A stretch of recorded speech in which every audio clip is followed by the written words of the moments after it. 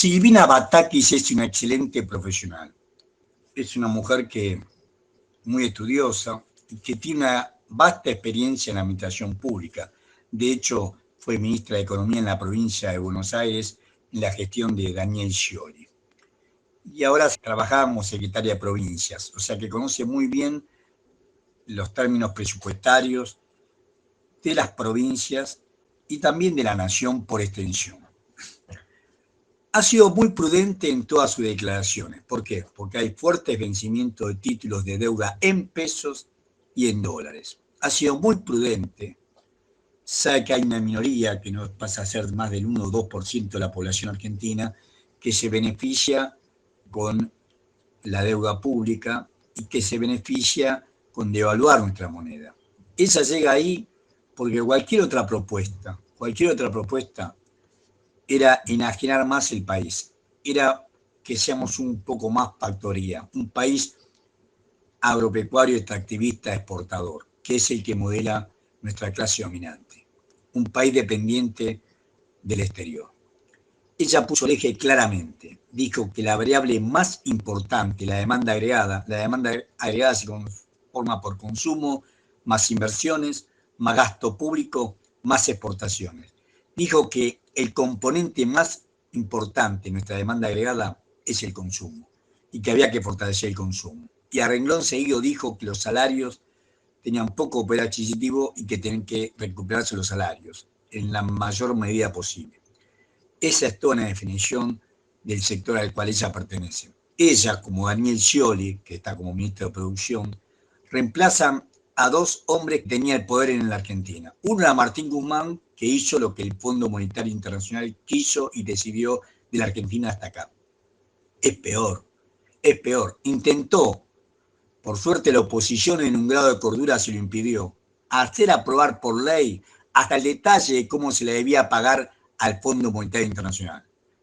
Nuestra Constitución Nacional dice claramente que no se puede cogobernar con una potencia extranjera. Ese fue el límite que le puso la oposición y lo único que hizo fue facultar al Poder Ejecutivo la negociación con el Fondo Monetario Internacional. Quiere decir que por más que hay un acuerdo firmado y por más que hay una ley marco, repito, en el cual el Congreso de la Nación delega en el Poder Ejecutivo la negociación con el Fondo Monetario Internacional, no significa que tengamos que cumplir el plan con el Fondo Monetario Internacional. En eso ella también ha sido muy clara y dijo que se le va a pagar al Fondo Monetario Internacional, pero no dijo cumpliendo las condiciones del Fondo Monetario Internacional. ¿Qué quiere decir? Quiere decir que va a tener que cobrarle impuestos a los sectores de manifiesta riqueza en Argentina, que es una minoría rentista, no solamente por las ganancias extraordinarias que han tenido, sino por las ganancias ordinarias que tienen, que también es altísima. ¿Quiénes ganan en Argentina? ¿Y quiénes perdemos?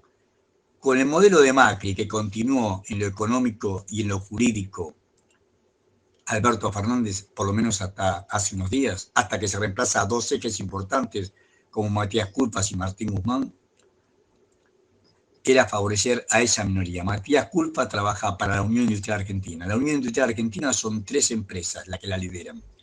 Arcor de Pagani, Techín de los Roca y Clarín de Magneto. Magneto, Roca y Pagani son los que dirigen la Unión Industrial Argentina. Y también trabaja para el Consejo Agroindustrial Argentino, que refleja los intereses de los grandes agropecuarios exportadores de la Argentina, o sea, las grandes empresas acopiadoras y comercializadoras de granos y de carne.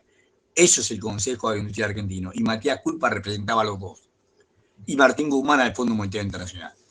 Hay que hacer más cambios. No puede seguir estando Mercedes Marco Le Pon en la PIB. ¿Por qué? No porque pertenecía a la Fundación Callao que dirigía Matías Culfas, sino porque no va a investigar la evasión fiscal. Y acá tenemos un grave encubrimiento. Más de 86.200 millones de dólares se vendieron en el mercado interno en los 4 años de la gestión de Macri. El mismo informe del Banco Central dice que 100 empresas compraron 24.769 millones de dólares. La PIB tiene que llamarlo a los CEOs, a los administradores, a 100 empresas y que abran los balances, porque ninguna de las 100 empresas, ni en los años 2016, 2017, 2018, 2019, pueden demostrar de dónde trajeron los recursos en pesos para comprar los dólares que compraron y que los bancos informaron que esas empresas le compraron, por eso sumaron los 24.769 millones de dólares. Entonces, Mercedes Marco Le Pon no puede estar ahí por lo menos por inútil. Y peor es el caso del Banco Central de la República Argentina. El Banco Central de la República Argentina dilapidó nuestras reservas internacionales. Nosotros, en la Argentina, nunca en toda la historia económica argentina la balanza de pagos reflejó lo que voy a decir ahora. No puedo tomar diciembre porque este presidente asumió el 10 de diciembre del 2019, pero si tomamos desde el 1 de enero del 2020 hasta el 31 de mayo del 2022, que son los datos fidedignos de nuestra balanza comercial, el superávit comercial, las exportaciones superaron las importaciones en 31.000 millones de dólares. 31.000 millones de dólares de plata acá y en cualquier país del mundo. Sin embargo, el Banco Central la dilapidó, se la vendió a los que la quisieron comprar. ¿Por qué? Porque no incumplió con su carta orgánica. El artículo 29, inciso B de su carta orgánica, la ley 24.144, dice que el Banco Central debe dictar las normas reglamentarias del régimen de cambio y ejercer la fiscalización que su cumplimiento exija. No hizo ninguna de las cosas. No dictó ninguna regla y menos fiscalizó quiénes compraban y quiénes vendían dólares. Le vendió a Arcor, al grupo Arcor le vendió dólares al tipo de cambio oficial, de 62 pesos hasta 130 pesos que valía la semana pasada. A Arcor para que pague deuda externa cuando el grupo Arcor compró 360 millones de dólares. Fue capaz Miguel Pech y todo el directorio del Banco Central decirle a Arcor, ¿para qué me pedís dólares a mí si vos tenés dólares de comprarte 360 millones de dólares? Usalo de ahí. Bueno, esto se debe remediar cuando el presidente de la República envió el proyecto, después fue la ley llamada de solidaridad social y de emergencia económica, etcétera, etcétera.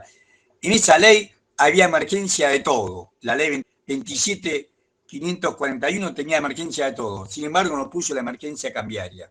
Si en esa ley 27.541 se había emitido un solo artículo que anule la resolución 893 del 2017 del gobierno de Macri, que puso fin a la vigencia de casi 53 años del decreto 2.581 de 1964, impuesto por el doctor Arturo Illia, que declara emergencia cambiaria. Este decreto, el 2.581 de 1964, faculta al Banco Central a imponer plazo de liquidación de las exportaciones, a transparentar las exportaciones y, sobre todo, que la ejecución de la remesa de divisas extranjeras debe ser expresamente autorizado por el Banco Central de la República Argentina. Con esto el Banco Central cumple su misión y función. Entonces, si venía, por ejemplo, Arcor a pedirle dólares, decía, no, yo tengo programado con las reservas internacionales hacer tales y tales pagos. Pagarle, por ejemplo, al Banco Mundial para que haga un plan de vivienda, o pagarle al BID para hacer obras públicas.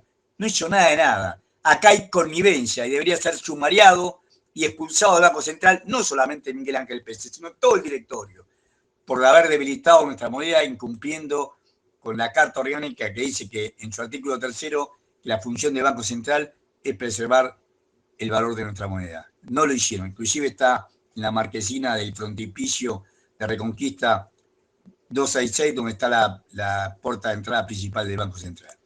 Por todo esto vemos auspicioso la llegada de Silvina Matakis y antes de Daniel Scioli en reemplazo de dos personeros de la minoría más rica y parásita de este país.